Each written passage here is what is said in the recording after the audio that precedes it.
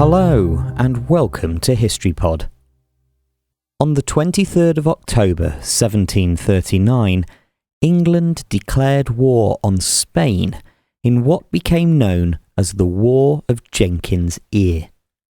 The writer Thomas Carlyle is credited with giving the conflict its name in his 1858 biography of the Prussian King Frederick II.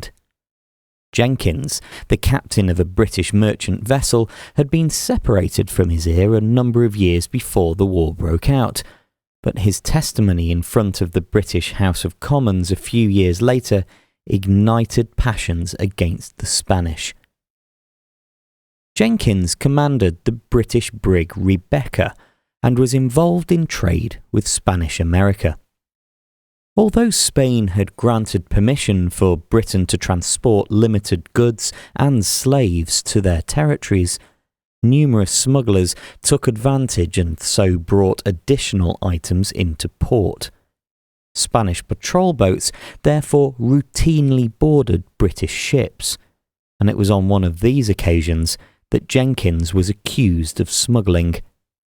Having been tied to the mast, his left ear was cut off with a sword, and Jenkins was told to inform the British king that the same would happen to him if he was caught doing the same.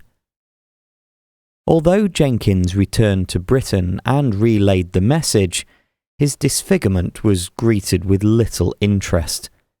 However, when opposition politicians began pushing for war against Spain 7 years later, Jenkins was invited to address Parliament, where he reputedly showed his carefully preserved severed ear.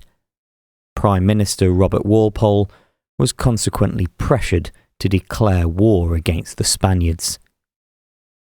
Although it later became subsumed into the War of the Austrian Succession, the War of Jenkins Ear is also notable for coinciding with the first performance of the song Rule Britannia.